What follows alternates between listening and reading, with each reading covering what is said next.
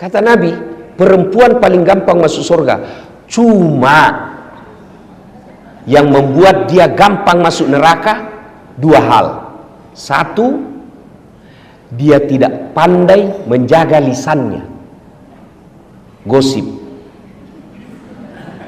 Ini kalau kumpul begini, jangan pikir bebas gosip. Enggak. Itu kalau datang itu temannya dilihat sama-sama Dharma Persatuan, dia liatin tuh Pak, dari atas kepala sampai ujung kaki. Dia ada gosip tapi mukanya sinis. Dia ada gosip tapi sinis tuh lihat orang.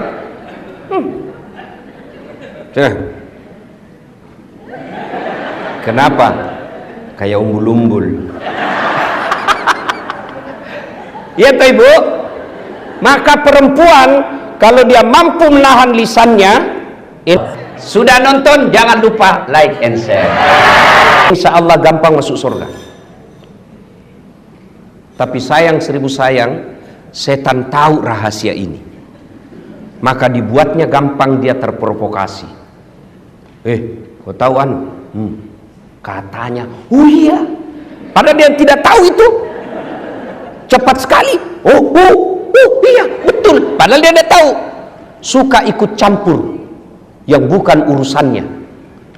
Nah biasanya kalau perempuan orang suka ikut campur, takdirnya semasa hidupnya seperti tauge. Ibu-ibu tahu tauge? Ibu tahu tauge? Coba lihat tauge, suka ikut campur kan? Iya toh? Gado-gado ada, pecel ada, soto Betawi ada. Apa lagi? Tahu isi ada. Karena toge selalu ikut campur, maka Allah takdirkan tidak ada yang lurus, semua toge bengkok. Jadi kalau ada ibu-ibu pagi-pagi gosip, teriak saja, "Oi, toge dia." Ayuhibbu ahadukum, kata Allah, sukakah kamu memakan bangkai sesamamu manusia? Inilah penyebab utama putusnya persaudaraan. Gosip, cerita kejelekan orang. Meskipun saya jelek, saya tetap marah ketika kau cerita saya jelek. Itulah sebabnya Allah melarang. Zaman dulu, zaman Pak Menteri sekolah, zaman Pak Menteri masih pegawai biasa di kantor ini, gosip masih lebih sulit daripada zaman sekarang. Kalau dulu mau gosip harus tatap muka di satu tempat. Sekarang satu di Jeneberang Makassar, satu di Jawa Timur, satu di Riau, kumpul di grup Dharma Wanita Persatuan PUPR. Siapa yang dikosip? Temannya yang ada di Jambi. Nah, itu tidak perlu ketemu. Setan mempermudah, dan kita gampang sekali mencet jari ketika berbicara keburukan orang. Itulah sebabnya Nabi sampaikan, beruntung orang yang terlalu sibuk mencari aib dirinya sehingga tidak punya waktu untuk mencari keburukan orang lain. Itulah pepatah dulu waktu kita sekolah mengatakan, semut seberang lautan tampak olehnya, sementara gajah di pelupuk matanya tak nampak. Ini yang banyak sekarang di media sosial, apalagi jelang pilpres kemarin. Oh Masya Allah, orang mau jadi presiden, dia panen dosa. Maka ibu-ibu, saya cinta kalian karena Allah, hindari gosip, hindari gibah. Tapi yang saya ceritakan benar, justru benarnya namanya gibah. Kalau salah namanya fitnah. Maka pelajaran pertama, kalau mau merapatkan persaudaraan, hindari gosip. Perempuan kalau mampu menahan lisannya dari gosip, insya Allah gampang masuk surga. Yang kedua, kata Nabi, penyebab perempuan gampang masuk neraka, Karena dia tidak mampu mensyukuri kehadiran suaminya. Coba, berapa banyak nanti perempuan soleh secara ibadah mahdah kepada Allah, tapi terpaksa masuk neraka. Kenapa? Karena dia sudah bantah, suka melawan, suka menjajah suaminya.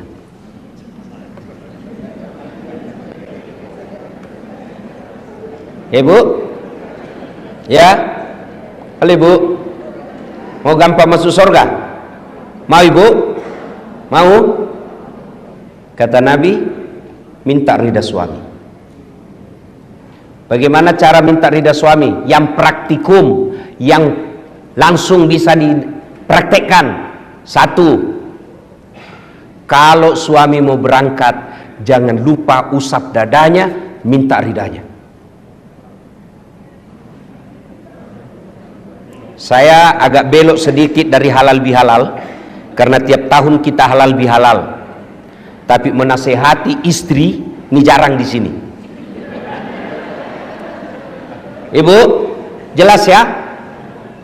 Mau dapat ridhanya suami, suamimu setiap mau pergi, jangan pernah dia tinggalkan rumah tanpa ibu antar sampai ke mobil. Itu real. Tapi kadangkala perempuan modern, suaminya pergi tanpa dilihat sama sekali. Itu awal ibu jauh dari ridha Allah. Antar, pegang tasnya, masuk ke mobil. Itu istri saya, Pak Menteri. Meskipun Ibu Kartika juga demikian, ya. Meskipun saya selisih 26 tahun, Pak Menteri tadi bilang istri saya itu ustaz cerdas. Beliau kadang lebih menasihati saya. Memang istri begitu. Daripada ibu jaga HP suami, tapi kan kita tidak berkhianat. Ya, tidak berkhianat. Jadi gimana caranya? Istri saya kalau saya mau keluar, itu ransel saya dipikul. Ya, saya bilang karena ransel saya itu ya setiap kemana-mana agak berat, karena banyak barang elektronik di dalam untuk saya mengajar. Bawa, dia bilang, jangan, nggak usah sayang, biar saya bawa. Kata istri saya, beratnya ransel ini tidak seberat beban ustadz cari nafkah untuk kami.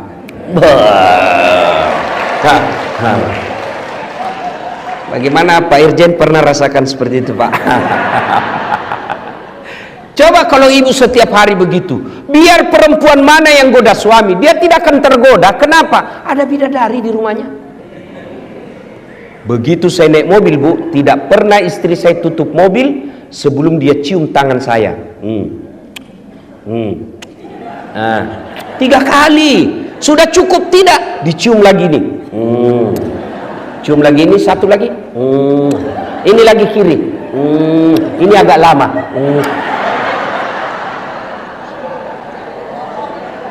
Ayo bapak-bapak pernah merasakan? Ibu-ibu setiap mau pergi suami cium tangan. Nah, pantas perempuan lain cium tangannya suami. Coba ibu amalkan deh, ini real. Nggak usah, ibu tidak usah menjelis taklim 1 bulan kalau nggak praktek ini. Itu real bisa ibu dapat ridha suami. Apa cukup sampai di situ istri saya? Tidak. Dia usap dada saya, lalu dia bilang, Ustadz, ridhoi saya. Dia tidak tutup pintu mobil sebelum saya bilang, ya, meskipun semalam bertengkar. Bohong kalau ada suami istri tidak pernah bertengkar. Apa Ustadz tidak pernah bertengkar? Bohong. Bohong kalau ada katakan Ustadz tidak ada masalah rumah tangganya. Bohong. Saya aja ada masalah, Ibu. Apalagi setelah saya viral kemana-mana. Banyak masalah saya, Pak Menteri. Apa masalah saya? Banyak janda curhat. Modus pura-pura minta doa-doa penenang jiwa. Lama-lama dia bilang, Ustadz, maukah Ustadz menjadi imam dalam ini? Saya bilang, mohon maaf ibu, saya bukan imam, saya penceramah. Jelas ya ibu, real. Yang kedua, ibu sebagai istri pejabat ataupun bukan pejabat, ketika suami pergi, bantu suami cari nafkah. Bagaimana bantu sama mencari nafkah? Ibu tidak usah dagang kiri kanan keluar rumah, nanti difitnah orang. Real bukan pekerjaan yang mendatangkan rezeki. Kalau pekerjaan yang mendatangkan rezeki, semua orang yang sama pekerjaan tupoksinya mestinya sama uangnya. Tapi menurut keyakinan kita orang Islam, yang mendatangkan rezeki al-waqi'ah, kemudian duha, kemudian sedekah dan silaturahmi. Jadi ibu kalau mau bantu suami cari nafkah, sholat duha. Suami pergi, anak sudah pergi sekolah, jam 8, ibu ambil wudhu, sholat duha 2 rakaat. Ada waktu, tambah 4, masih cukup 6, masih luang 8 rakaat. Bagaimana caranya? Sama sholat sunnah yang biasa, cuma bedanya niat. Tahajud niatnya tahajud, waktunya malam hari. Sholat duha niatnya duha, waktunya pagi hari. Jangan juga ibu sholat duha malam hari. Saya sudah sholat duha Ustaz tadi malam, aduh. Malam hari dia sholat duha. Sholat duha pagi hari. Sudah sholat duha, ibu minta doa, ya Allah, Engkau yang ngatur rezeki suami saya di PUPR. Kalau rezekinya masih di atas langit, turunkan. Itu orang doa minta rezeki, Allah dipaksa loh bu. Kalau di atas langit, turunkan. Kalau dalam tanah, munculkan. Kalau masih sedikit, cukupkan. Kalau masih jauh, dekatkan. Itu doa minta rezeki. Dan yang paling penting, berkahkan. Sudah itu ibu ambil HP, telepon, bang, gimana kabar? Alhamdulillah baru tiba di kantor. Ya bang, jangan menghalalkan segala cara. Baru saja saya doakan dalam sholat duhaku, insya Allah Allah akan bukakan rezekimu. Salam sayang selalu dari istrimu di rumah. Itu langsung dikasih lihat itu semua temannya di kantor. Ini istri saya. Ibu pernah WhatsApp begitu? Real, cari ridha Allah, bantu suami cari nafkah, sholat duha. Kalau ini ibu lakukan, insya Allah suami tidak akan macam-macam. Cuma yang kadang-kala masuk WhatsApp, bang, jangan lupa singgah beli gas. Bang, jangan lupa singgah beli ikan. Salah? Tidak. Tapi sertakan juga mengingatkan suami untuk ibadah. Itu istri yang soleha.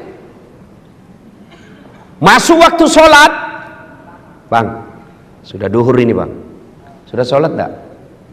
Belum. Sudahlah, tinggalkan dulu pekerjaan. Itu pekerjaan bisa dikerja, sholat tidak bisa kau tunda. Ayo sholat. Itulah istri yang dapat ridha dari suaminya. Kemudian pulang suami, semestinya istri yang soleha, kata Nabi, pulang suaminya menyenangkan hati ketika dipandang wajahnya.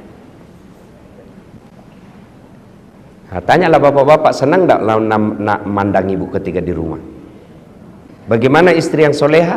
Menyenangkan hati dipandang suaminya. Jadi kalau ibu tahu suami pulang pukul 5 petang, sudah kira-kira 15 menit sebelum pukul 5 ibu dandan.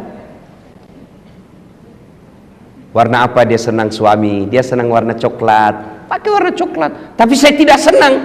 Ibu mengalah karena menyenangkan suami, itu ridha Allah. Kalau perlu pakai baju renang.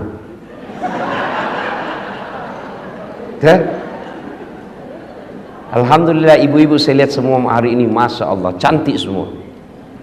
Tapi saya curiga hanya karena ada acara. Tapi begitu mau tidur dengan suami, daster. Ada pula itu bedak yang putih di sini penuh, baru dikasih timun. Ada handuk di kepala.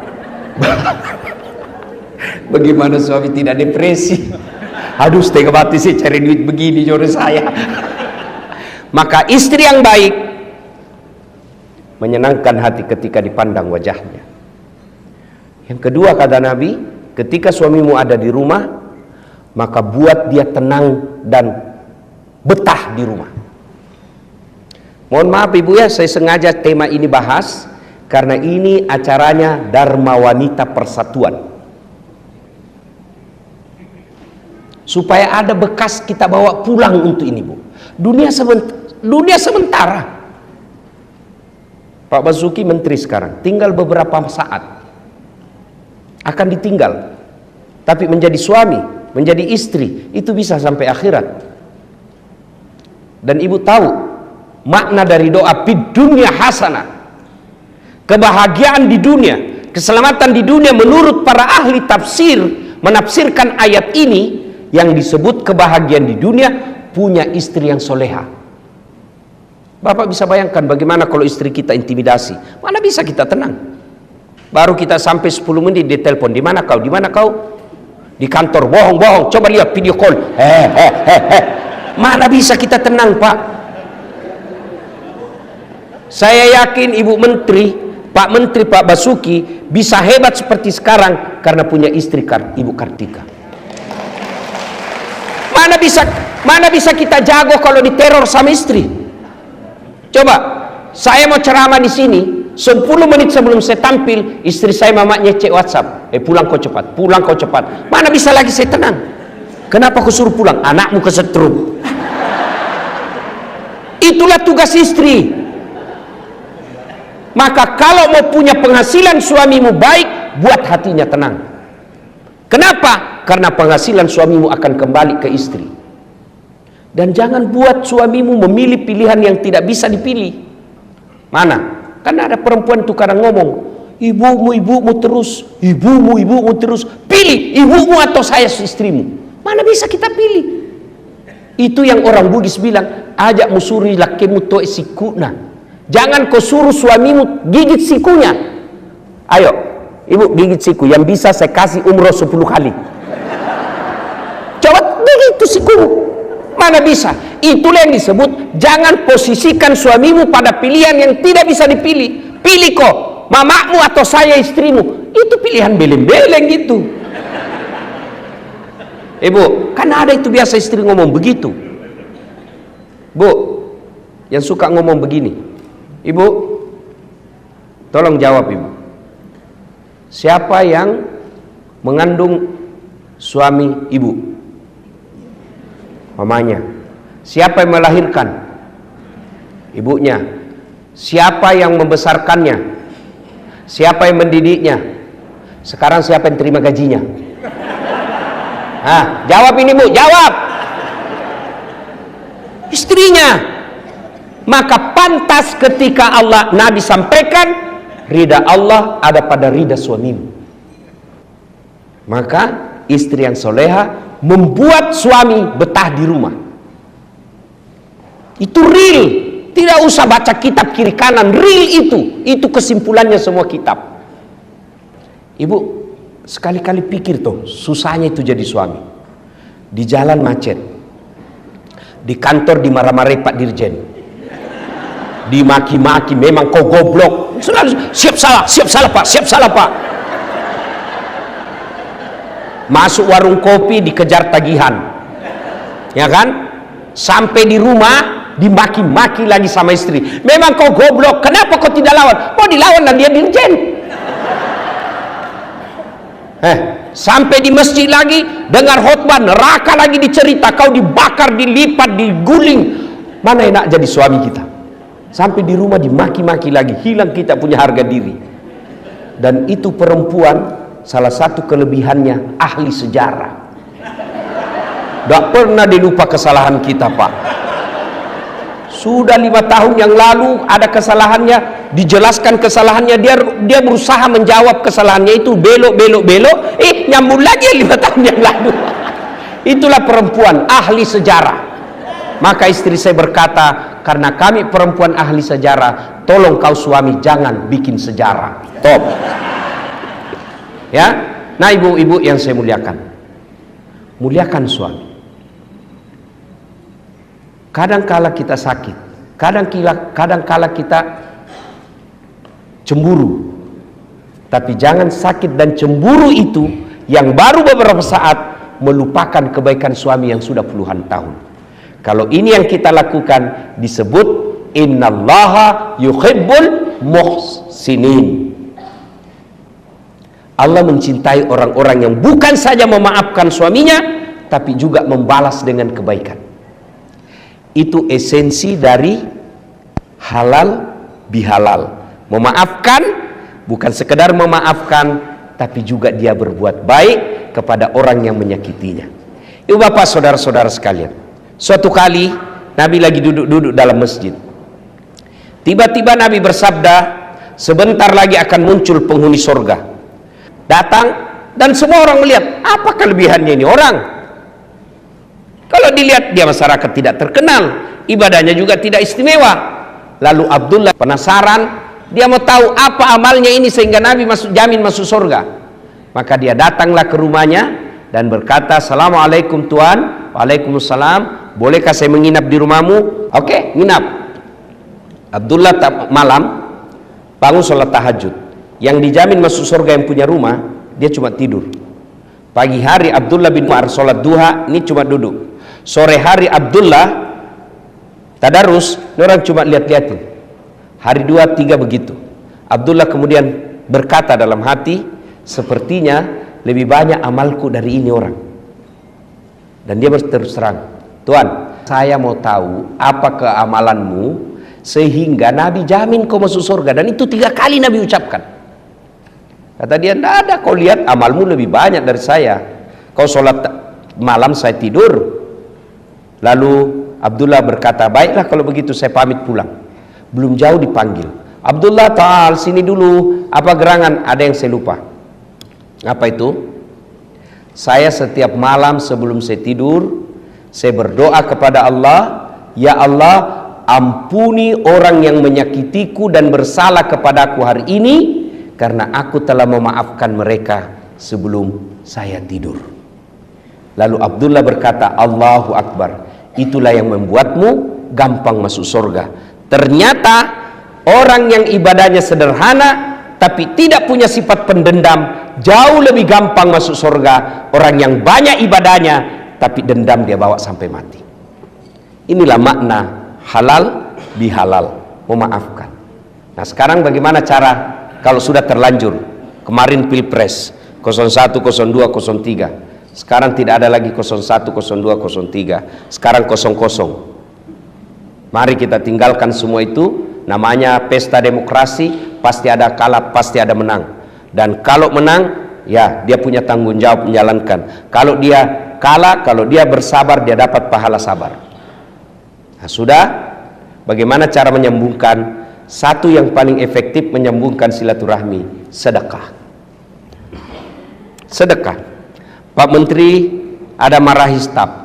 Nah, saya sudah kasih begini, masih kau salah juga. Sudah ada topoksimu, masih salah juga. Marah. Sudah marah Pak Menteri, katakan, ya sudah, lain kali jangan begitu ya. Ini ada pembeli pulsa. Katanya anak buah, Pak, besok marah lagi deh Pak. Itulah hebatnya sedekah. Saya tanya ibu-ibu, senang suami pelit atau dermawan? Senang tetangga pelit atau dermawan? Senang tetangga pelit atau dermawan? Teman pelit atau dermawan? Tidak ada orang suka orang pelit. Bahkan orang pelit sekalipun tidak suka sama orang pelit. Iya toh ibu? Jangan ke rumahnya pelit, padahal dia juga pelit. Maka menyambungkan silaturahmi, sedekah. Tapi jangan salah paham, sedekah tidak selalu duit. Apa sedekahnya Kementerian PUPR? Bangun jembatan. Apa sedekahnya PUPR? Perbaiki irigasi. Itu sedekahnya. Kalau duit, berapa duit kita? Pasti korupsi kalau ada pegawai negeri banyak uangnya. Tapi sedekahnya kita adalah itu, PU, perumahan rakyat. Lakukan tugasmu, insya Allah meskipun pensiun, amal jalan. Saya bilang tadi sama Pak Menteri, saya dakwah, ayo sedekah. Orang hanya sedekah secara lisan. Tapi kalau Pak Menteri, ayo bangun jembatan, langsung jadi amal jariah. Kalau saya belum tentu. Maka merugi orang yang punya jabatan dan kuasa, tidak memanfaatkan jabatan kuasanya untuk sedekah akhirat. Kata Nabi, siapa yang mau dipanjangkan umurnya, dimurahkan rezekinya, dan tertolak dari bencana, maka hendaklah dia bersilaturahmi. Dan masjid itu bisa diselesaikan pekerjaannya hanya dengan modal silaturahmi dalam pekerjaan ustadz dan balai besar PUPR yang ada di Makassar. Itulah sedekahnya Bapak. Itu sedekah. Ya. Bukan sedekah selalu duit, karena duit kita tidak seberapa. Maka sedekahlah dengan pekerjaan. Jembatan diperbaiki, jangan sudah diresmikan, belum diresmikan sudah rusak. Ibu bapak saudara-saudara sekalian, inilah makna halal bihalal kita. Wa'tasimu bihablillahi jami'an wa la tafarraqu. Berpegang teguhlah kepada tali persaudaraan agama Allah dan janganlah engkau bercerai-berai. Dan di tempat ini saya bahagia sekali sebab meskipun ibu-ibu istri para menteri sudah lewat masa jabatannya, tetap dilibatkan di acara ini. Inilah yang disebut kebersamaan. Mudah-mudahan kebersamaan seperti ini terus kita rawat sampai kita nanti bertemu di akhirat bersama Rasulullah, minum di telaga Al-Kautsar. Demikian, lebih dan kurangnya mohon dimaafkan. Usikum wa nafsi bitaqwallah. Assalamualaikum warahmatullahi wabarakatuh.